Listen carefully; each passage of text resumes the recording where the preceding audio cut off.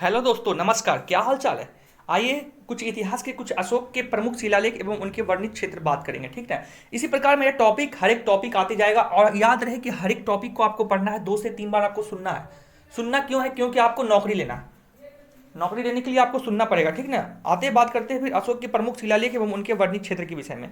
तो आइए, शिलालेख और विषय दिया गया है, एक तरफ शिलालेख है एक तरफ विषय है। देखिए, जैसे यहाँ पर शिलालेख दिया गया है, यहाँ पर विषय दिया गया है। तो इसी के विषय में हम बात करेंगे फिर आगे। देखिए, पहला शिलालेख है, इसमें पशु बलि की निंदा की गई है। पहला शिलालेख में इसमें पशु बलि की निंदा की गई है। पहला शिलालेख में क्या किया गया है? पशु बलि की निंदा की गई है। 2 से 3 बार बोलते हैं, आपको याद कर लेना है। पहला शिलालेख में पशु बलि की निंदा की गई है। पहला शिलालेख में इसमें पशु बलि की निंदा की गई है, ठीक है। दूसरा शिलालेख है अशोक का दूसरा शिलालेख, मनुष्य व पशु दोनों की चिकित्सा व्यवस्था का उल्लेख है। दूसरा शिलालेख देखिए, मनुष्य और पशु दोनों की चिकित्सा व्यवस्था। चिकित्सा मतलब क्या हुआ? अस्पताल। अस्पताल में जब आप जाइएगा तो 2 रुपए का चिट्ठा कटा करके मनुष्य और पशु दोनों का इलाज करवाइएगा। तो दूसरा शिलालेख आपको याद हो गया। देखिए, ट्रिक बता रहे हैं आपको याद करने के लिए, ऐसा कुछ लिखा हुआ नहीं है यहाँ पर, ठीक है। तो दूसरा शिलालेख में हम बात कर सकते हैं, मनुष्य व पशु दोनों की चिकित्सा व्यवस्था का उल्लेख किया गया है। दूसरा अभिलेख में क्या गया है? मनुष्य व पशु दोनों की चिकित्सा व्यवस्था का उल्लेख किया गया है। अब तीसरा अभिलेख में बात करते हैं। तीसरा अभिलेख, इसमें राजकीय अधिकारियों को यह आदेश दिया गया है कि वे हर 5वें वर्ष के उपरांत दौरे पर जाए। हर 5वें वर्ष के उपरांत दौरे पर जाए। इसमें कुछ धार्मिक नियमों का भी उल्लेख है। तीसरा अभिलेख, इसमें राजकीय अधिकारियों को यह आदेश दिया गया है कि वे हर 5वें वर्ष के उपरांत दौरे पर जाए। इसमें कुछ धार्मिक नियमों का भी उल्लेख किया गया है। चौथा अभिलेख में बात करते हैं फिर हम। चौथा अभिलेख है फिर चौथा चौथा है ना, 4। इसमें भेड़ी घोष की जगह धम घोष की चर्चा की गई है। इसमें भेड़ी घोष की जगह धम घोष की घोषणा की गई है, ठीक ना। चौथा अभिलेख में क्या किया गया? चौथा अभिलेख में इसमें भेड़ी घोष की जगह धम घोष की घोषणा की गई है। चौथा अभिलेख 4 4 लिख दीजिए। 4 4 4 में क्या किया गया? भेड़ी घोष की जगह धम घोष। 4 भेड़ी घोष धम घोष। 4 भेड़ी घोष धम घोष। चौथा में क्या गया? इसमें भेड़ी घोष की जगह धम घोष की घोषणा की गई है। चौथा अभिलेख में इसमें भेड़ी घोष की जगह धम घोष की घोषणा की गई है, ठीक ना। ऐसे सुनते सुनते आपको याद हो जाएगा। क्यों? क्योंकि आपको एग्जाम प्रिपरेशन में पढ़ना है, आपको एग्जाम निकालना है, ठीक ना। और रटना भी है, एग्जाम भी निकालना है, ठीक ना।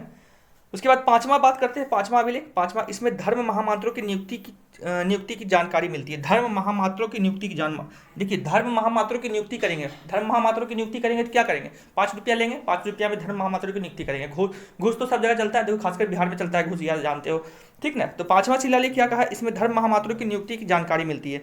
पांचवा शिलालेख में क्या किया गया है? इसमें धर्म महामात्रों की नियुक्ति की जानकारी मिलती है, ठीक ना। अब छठा शिलालेख 6, इसमें आत्मनियंत्रण की शिक्षा दी गई है। छठा छठा मतलब छठी में तुमको शिक्षा आ जाएगा। छठी में तुम्हारा शिक्षा आ जाएगा। छठा, इसमें आत्मनियंत्रण की शिक्षा दी गई है। इसमें आत्मनियंत्रण की शिक्षा दी गई है। छठा शिलालेख में 6 रुपया दो, आत्मनियंत्रण की शिक्षा मिल जाएगा तुमको। आत्मनियंत्रण की शिक्षा दी गई है, ठीक है। अब आगे बात करते हैं, 7वां और 8वां अभिलेख है ना, एक साथ दिया गया है। 7वां व 8वां अभिलेख, इसमें अशोक की तीर्थ यात्राओं का उल्लेख है। देखो, अशोक जब तीर्थ यात्रा का उल्लेख है, अशोक के तीर्थ यात्रा, अशोक कहाँ कहाँ तीर्थ करने गए थे, तो ये 7वां और 8वां अभिलेख। अभिलेख मतलब एक पेज बना हुआ है या पत्थर पे लिखा हुआ है, इसी तरह का अभिलेख होता है, ठीक है। इसी में बात करते हैं 7वां 8वां अभिलेख। इसमें कहा गया अशोक की तीर्थ यात्राओं का उल्लेख किया गया। अशोक के तीर्थ यात्राओं का उल्लेख किया गया।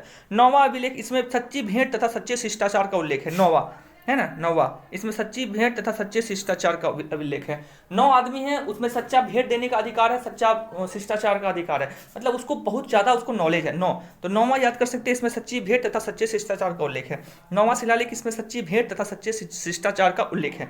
अब 10वां शिलालेख हम बात करते हैं। 10वां शिलालेख, इसमें अशोक ने आदेश दिया कि हर राजा तथा उच्च अधिकारी हमेशा प्रजा के हित में सोचे। मतलब देखिए, 10वां शिलालेख में कहा गया कि हर एक राजा, कुछ ने आदेश दिया, अशोक ने आदेश दिया। क्या दिया? राजा तथा उच्च अधिकारी, राजा मतलब प्रधानमंत्री, उच्च अधिकारी मतलब जो अधिकारी होता है, डीएम डीएसपी सब जो होता है, हमेशा क्या करें? पब्लिक के बारे में सोचे, पब्लिक के बारे में सोचे। इसी अशोक मतलब कहा, ठीक ना। अशोक ने आदेश दिया, क्या दिया है? राजा तथा उच्च अधिकारी हमेशा प्रजा के हित में सोचे, प्रजा के गलत नहीं सोच सकते। किसने कहा था? अशोक। अशोक ने कहा था क्या कि जितना भी है राजा तथा उच्च अधिकारी हमेशा प्रजा के हित में सोचे। क्यों? क्योंकि 10वां शिलालेख में ऐसा लिखा गया है, ठीक ना। 11वां शिलालेख में क्या कहा गया है? इसमें धर्म घोष की व्याख्या की गई है। 11वां शिलालेख में क्या कहा गया? इसमें धर्म की व्यवस्था की गई है। धर्म की व्यवस्था की गई है, ठीक ना। इसमें धर्म की व्याख्या की गई है, व्यवस्था ने व्याख्या। तो 11 शिलालेख में कहा गया है, इसमें धर्म की व्याख्या किया गया है। इसमें धर्म की व्याख्या किया गया। 11वां शिलालेख में क्या कहा गया? धर्म की व्याख्या किया गया है, ठीक है। आगे फिर बात करते हैं 12वां शिलालेख। ये 12वां शिलालेख में इसमें स्त्री महामात्रों की नियुक्ति एवं सभी प्रकार के विचारों के सम्मान की बात की गई है। 12वां शिलालेख है, इसमें क्या कहा गया है, इसमें स्त्री महामात्रों की नियुक्ति, स्त्री महामात्रों की नियुक्ति एवं सभी प्रकार के विचारों के सम्मान की बात कहा गया है। देखिए आप साउंड को स्लो कर लीजिएगा, हम अगर फास्ट बोले होंगे वीडियो छोटा बनाने के लिए, लेकिन आप इसको स्लो कर लीजिएगा, ठीक ना। 12वां शिलालेख में कहा गया है इसमें स्त्री महामात्रों की नियुक्ति एवं सभी प्रकार के विचारों के सम्मान की बात कहा गया है। 13वां शिलालेख, जो 13वां शिलालेख, इसमें कलिंग युद्ध का बहुत इंपॉर्टेंट है, वेरी वेरी, आप लिख लीजिए। ये इंपॉर्टेंट इतना है कि आप पूछेगा कलिंग युद्ध का वर्णन किस शिलालेख में कहा गया, तो 13वां इसका उत्तर होगा। हर एक एग्जाम में ये पूछा जाता है, आप ध्यान दीजिएगा, ठीक ना। 13वां शिलालेख, इसमें क्या क्या है, कलिंग युद्ध का वर्णन एवं अशोक के हृदय परिवर्तन की बात कही गई है। इसी में 5 यवन राजाओं के नामों का उल्लेख है जहां उसने धर्म की प्रचारक भेजे हैं, ठीक है। दरोगा या कोई भी एग्जाम, किसी भी एग्जाम, बहुत इंपॉर्टेंट 13वां शिलालेख, इसमें मतलब कलिंग युद्ध का वर्णन कहा गया है, इसमें अशोक के हृदय परिवर्तन की चर्चा भी इसी में कहा गया है, ठीक ना। और 5 यवन राजाओं के नामों का उल्लेख भी इसी अभिलेख में मिलता है, ठीक है। और धर्म प्रचारक भी भेजे गए थे, ठीक है। अब 14वां अभिलेख है, 14वां अभिलेख में क्या है, अशोक ने जनता को धार्मिक जीवन बिताने के लिए प्रेरित किया। अशोक ने क्या कहा, तो 14वां जो अभिलेख है, 14 है, ठीक है। अशोक ने जनता को धार्मिक जीवन बिताने के लिए प्रेरित किया। अशोक, किसने कहा, अशोक ने क्या कहा, जनता को धार्मिक जीवन बिताने के लिए प्रेरित किया, ठीक ना। तो सभी एग्जाम के लिए पॉइंटिव विशेष बहुत जरूरी है, ठीक है। किसी भी एग्जाम के लिए बहुत जरूरी है। खास करके अभी वर्तमान में अग्निवीर के एग्जाम होने वाले हैं, तो अग्निवीर के लिए बहुत इंपॉर्टेंट है, इसको पढ़ लीजिए आप लोग। 2 से 3 बार हमारे वीडियो को सुन जाइए, जो भी टॉपिक आ रहा है उसको सुनते जाइए। और आपको किसी भी एग्जाम के लिए जीके पढ़ने की आवश्यकता हमारे टॉपिक से है, तो आप पढ़ सकते हैं, ठीक ना। और विविध का भी सीरीज चला रहे हैं, विविध खाली विविध आएगा अभी, जितना भी लूसेंट में विविध है। देखिए किसी भी एग्जाम को पास करने के लिए इतिहास अगर पढ़ना चाहते हैं, ज्योग्राफी, पॉलिटी जितना पढ़ना चाहते हैं, वो आप लूसेंट के लिए सफिशिएंट है। क्योंकि आप हर एक के पास लूसेंट देखिएगा, कोई भी एग्जाम का तैयारी कर रहा है, चाहे यूपीएससी का है हो जाए, उसके लिए आपको लूसेंट वहाँ पे मिलेगा ही आपको, ठीक है। तो लूसेंट का हम टोटल लेके आ गए हैं, लूसेंट का